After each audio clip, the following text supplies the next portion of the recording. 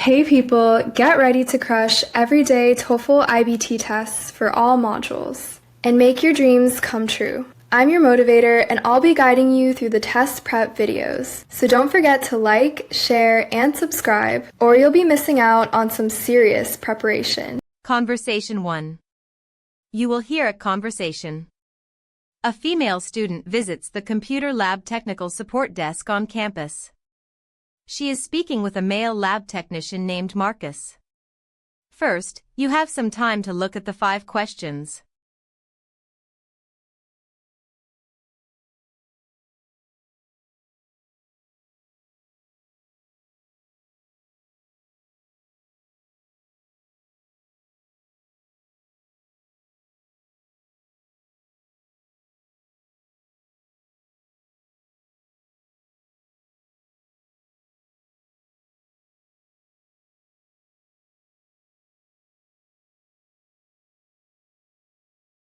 Now listen carefully and answer the questions. Hi, excuse me. I was told this is where I can get help with the lab computers? That's right. I'm Marcus, the lab technician on duty. What seems to be the problem? Well, I've been working on my senior thesis all week using the statistical software on Station 12, the one by the window, but when I came in this morning, none of my files were there. It's like everything I saved just disappeared. Okay, let's not panic just yet. Were you saving to the local hard drive or to your university network account? I thought I was saving to my network account. I mean, that's what I always do. But now I'm not so sure because I was in a rush last Tuesday and I might have just hit save without checking where it was going. Ah, that's actually a very common situation. So here's what probably happened. These lab computers get wiped every Sunday night. It's an automated maintenance process that clears local storage to protect student privacy and free up space. If you accidentally saved to the local drive rather than your drive, your network account, those files would have been erased. Oh no. So they're just gone? My entire Chapter 2 draft? Hold on, don't give up hope yet. We do have a backup system, but it only applies to files saved on the network drive. Before we conclude anything, let me check our server logs to see whether any files associated with your student ID were written to the network on Tuesday. Please, yes. That would be amazing. My student ID is 4-7-7-2-0-9. Give me just a moment. Okay, I can see activity on your drive from Tuesday afternoon. Looks like a document called thesis_ch2_draft was last modified at 3:47 p.m. Does that sound right? Yes. That's exactly it. Oh, that's such a relief. So it is on the network drive? It appears so. What likely confused you is that the shortcut icon on the desktop may have looked identical whether you were saving locally or to the network. Going forward, I'd strongly recommend always confirming the file path starts with before you save. You can also set the software's default save location to your drive so it happens automatically. That makes total sense. I had no idea the computers were wiped every week. I wish there had been a warning posted or something. Actually, there is a notice. It's on the lab's homepage and there's a small sign on each workstation. But honestly, it's easy to miss when you're focused on your work. I'll print you a quick reference card that lists all the key policies, including backup procedures. And if you ever feel uncertain, you can always email your drafts to yourself as an extra precaution. That's a really good idea. I'll definitely do that from now on. Thank you so much, Marcus. You just saved my thesis. Happy to help. Log in at Station 12 and your file should be right there. And good luck with the thesis. That is the end of the conversation 1. You now have some time to answer the questions.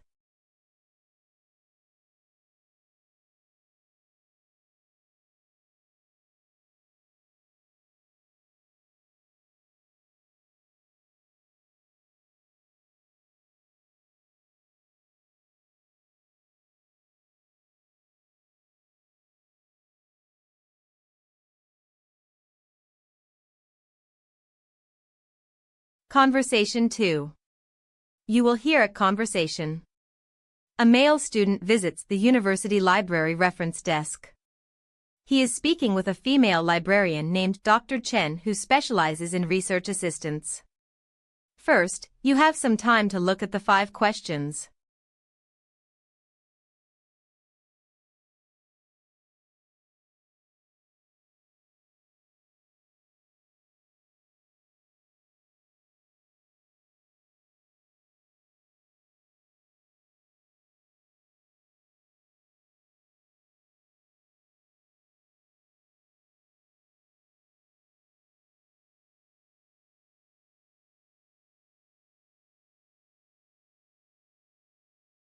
Now listen carefully and answer the questions.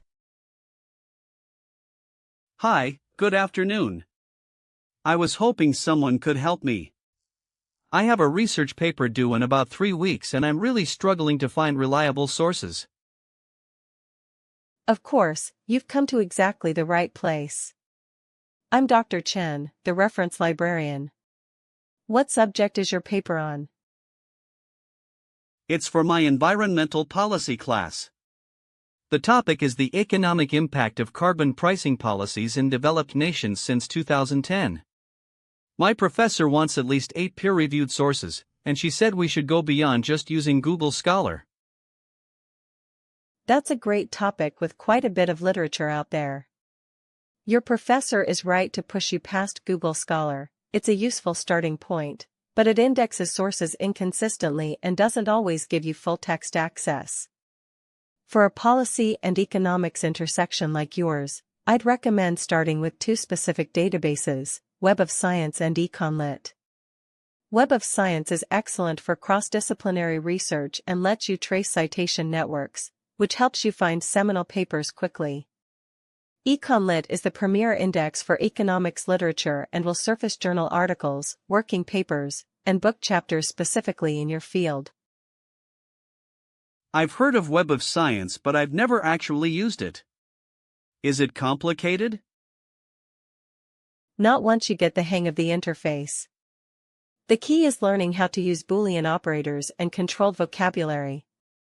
For your topic, I'd suggest combining terms like carbon tax or emissions trading and economic impact and filtering by publication year from 2010 onward.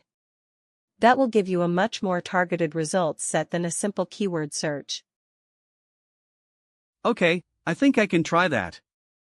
What about government reports?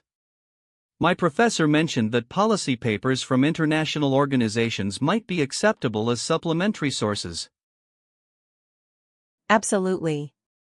For carbon pricing specifically, the World Bank publishes an annual State and Trends of Carbon Pricing report, and the OECD has extensive policy briefs on environmental taxation.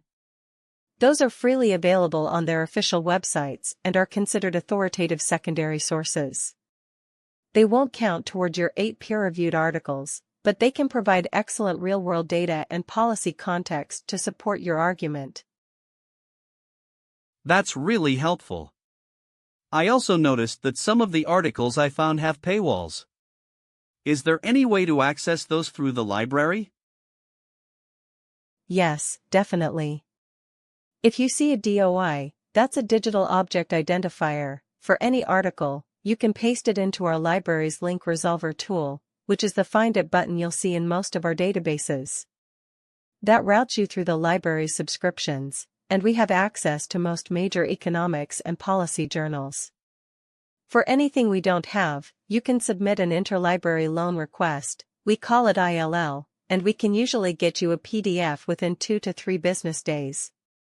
Given your 3-week deadline, that's plenty of time. 2 to 3 days is fast. I didn't know that service existed. I honestly thought if the library didn't have it, I was out of luck. A lot of students don't realize it, which is a shame because ILL is one of the most powerful tools available to you. Oh, and one more thing, I'd strongly encourage you to use a citation manager. Are you familiar with Zotero or EndNote? I've heard of Zotero, but I've never set it up. Zotero is free and very intuitive. You can install a browser extension and it will automatically capture citation data from most databases and websites. For a paper requiring 8 or more sources, manually formatting citations in whatever style your professor requires, APA, Chicago, or otherwise, can be quite error-prone. Zotero eliminates most of that headache. We actually have a workshop on Zotero next Thursday at 2 p.m. right here in the library if you'd like to attend. That would be perfect, actually. I'll definitely sign up. Thank you, Dr. Chen. I came in feeling pretty lost and now I actually have a clear plan. That's exactly what we're here for. Stop by again if you hit any roadblocks, and good luck with the paper. That is the end of the conversation too. You now have some time to answer the questions.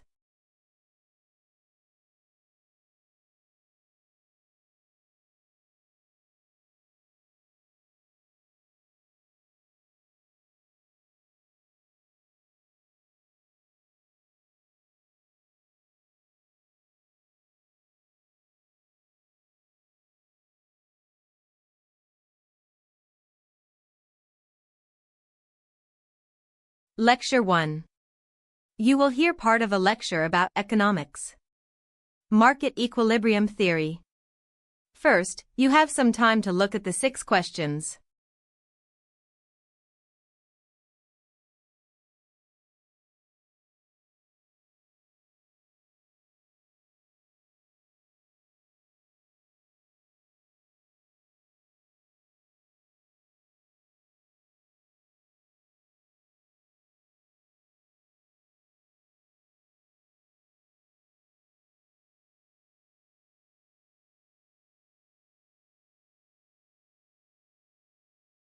Now listen carefully and answer the questions.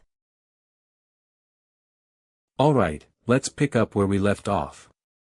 Last time we talked about supply and demand as separate forces, and today I want to bring them together under what economists call market equilibrium theory. At its core, equilibrium is the point where the quantity of a good that producers are willing to supply exactly equals the quantity that consumers are willing to buy, and crucially, this happens at a specific price, which we call the equilibrium price. Think of it like a scale that's perfectly balanced. Now, markets don't always sit at equilibrium, in fact, they're constantly being pushed away from it and then gravitating back. When the price of a good is set above the equilibrium price, you get what's called a surplus. Producers are supplying more than consumers want to buy at that price, so inventories pile up. On the other hand, when price falls below equilibrium, demand exceeds supply, and you get a shortage. Both of these are disequilibrium states, and market forces, that is, the behavior of buyers and sellers reacting to price signals, tend to push the market back toward equilibrium. One important concept here is what economists call the invisible hand, a term originally coined by Adam Smith in the 18th century. The idea is that individuals acting in their own self-interest, guided by prices, inadvertently coordinate economic activity in a way that benefits society as a whole. No central authority needs to set prices, the market does it automatically. This is a foundational principle of classical and neoclassical economics, and it's worth understanding both its power and its limitations. Now, equilibrium can also shift, not just be disrupted temporarily. If consumer income rises, for example, demand for normal goods increases. The entire demand curve shifts rightward, and assuming supply stays constant, the equilibrium price rises and the equilibrium quantity rises too. Similarly, if a new technology makes production cheaper, supply increases, the supply curve shifts right, and equilibrium price falls while quantity rises. These shifts happen constantly in real markets, which is why equilibrium is better thought of as a moving target rather than a fixed destination. Student, Professor Hartwell, does equilibrium actually exist in real markets, or is it more of a theoretical idea? Like, it seems like prices are always changing. That's a really sharp question, and you're touching on a long-standing debate in economics. You're right that in practice, markets are almost never in a perfect state of equilibrium at any given moment. Prices and quantities are always adjusting. Economists use equilibrium as a predictive and analytical tool. It tells us where the market is trending, not necessarily where it is right now. Some schools of thought, like the Austrian school, actually emphasize this dynamic process of adjustment over the static end state of equilibrium. So yes, it's partly a theoretical construct, but an incredibly useful one for understanding market behavior and predicting how markets will respond to changes. That is the end of the lecture 1. You now have some time to answer the questions.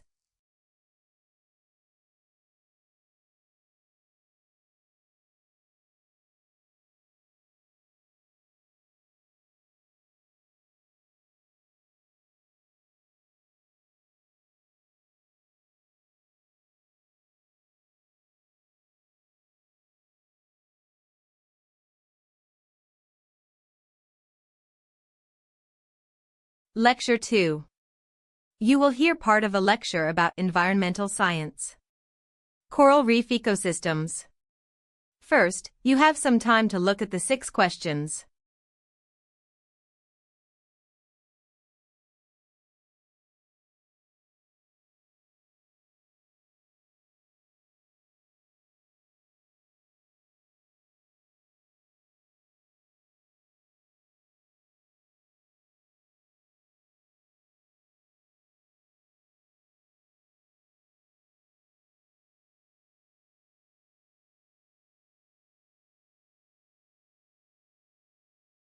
Now listen carefully and answer the questions. Good morning, everyone. Today we're diving, quite literally, into one of the most ecologically significant and, unfortunately, one of the most threatened ecosystems on Earth, coral reefs. Now, I know some of you may think of coral reefs as just pretty underwater scenery, but they are among the most biodiverse habitats on the planet. Although they cover less than 1% of the ocean floor, coral reefs support approximately 25% of all known marine species. That's a staggering statistic, and it tells us just how important these structures are. Let's start with the biology. Corals are not plants, they're animals. Specifically, they're tiny invertebrates called polyps that belong to the same phylum as jellyfish and sea anemones. Each polyp secretes a hard calcium carbonate skeleton, and over thousands of years, these skeletons accumulate to form the massive reef structures we see today. Now, what's fascinating is that most reef-building corals live in a mutualistic symbiosis with photosynthetic algae called zooxanthellae. The algae live inside the coral tissue, and through photosynthesis they provide the coral with up to 90% of its energy needs. In return, the coral provides the algae with a protected environment and nutrients from its metabolic waste. It's a beautifully efficient partnership. This partnership, however, is extremely sensitive to environmental change. When ocean temperatures rise, even by just 1 or 2 degrees Celsius above the normal seasonal maximum, corals become stressed and expel their zooxanthellae. Without the algae, the coral loses its main food source and its color, turning white. This is what we call coral bleaching. Bleaching is not immediately fatal. If temperatures return to normal quickly, the algae can come back. But if elevated temperatures persist for weeks, the coral stars and dies. In recent decades, mass bleaching events have become more frequent and more severe due to climate change-induced ocean warming. Beyond temperature, coral reefs face multiple additional threats. Ocean acidification, caused by the ocean absorbing excess atmospheric carbon dioxide, reduces the availability of carbonate ions that corals need to build their skeletons. Essentially, the ocean is becoming more acidic, which makes it harder for corals to calcify and easier for existing skeletons to dissolve.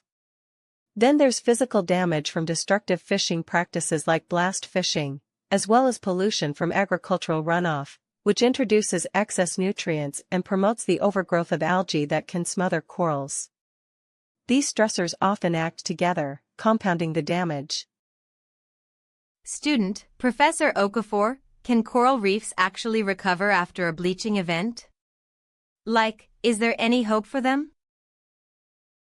Yes, and that's a critically important question. Coral reefs can and do recover, but recovery is slow.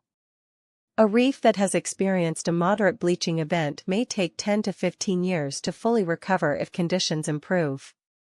The problem is that bleaching events are now occurring more frequently than reefs can recover from.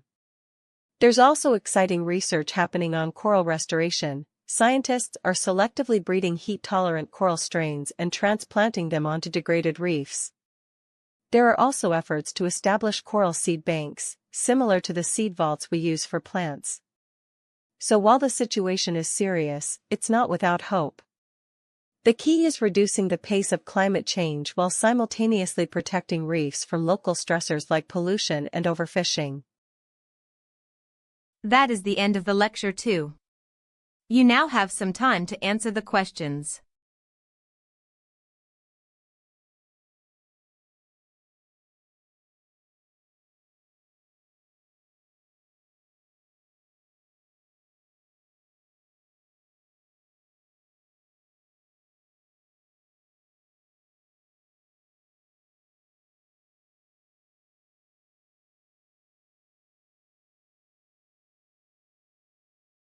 Lecture 3. You will hear part of a lecture about linguistics. Creole language development. First, you have some time to look at the 6 questions.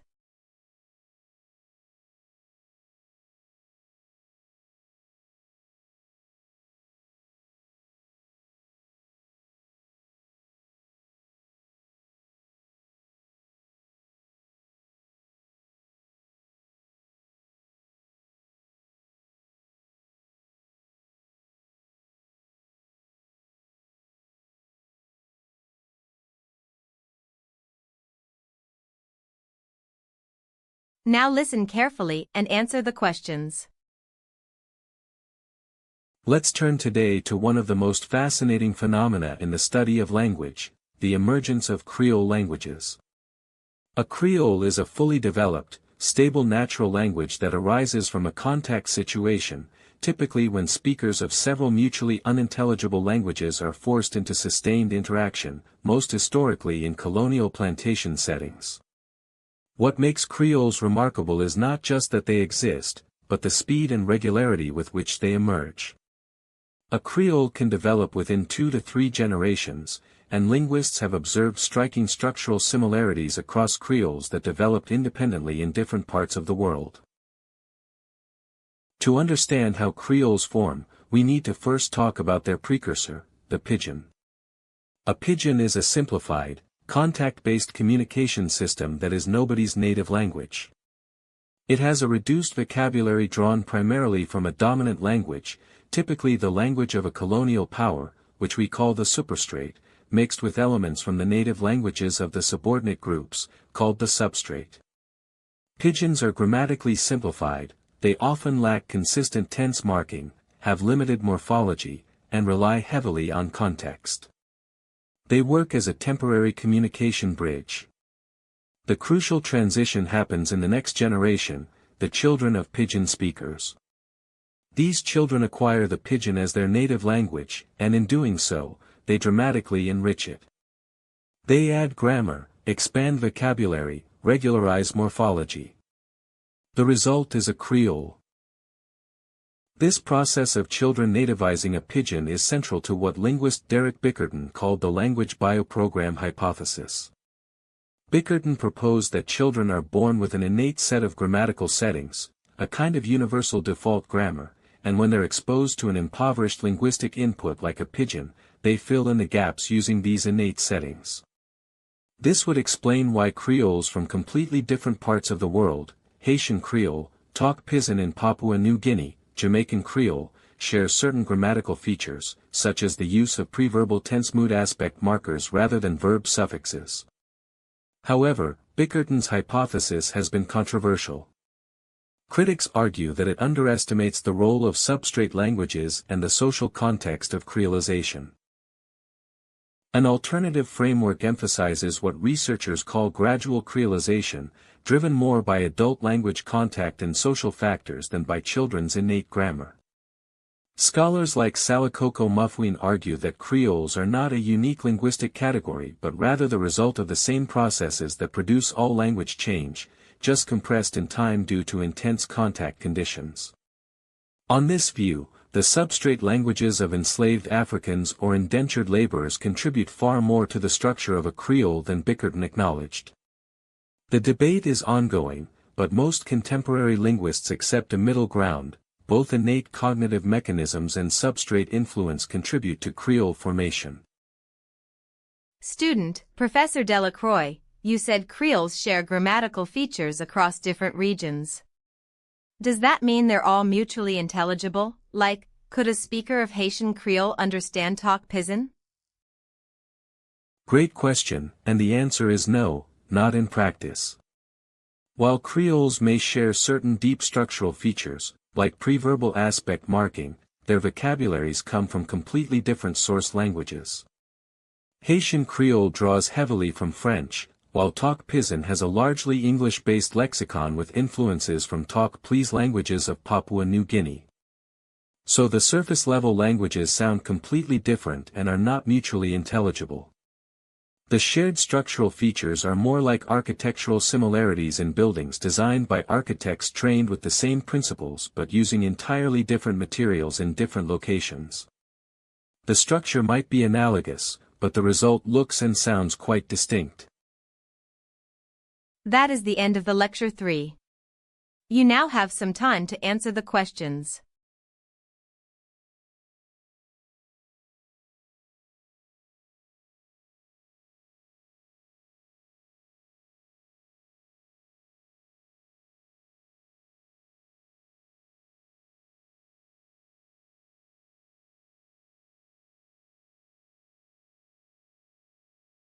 That is the end of the TOEFL iBT listening test.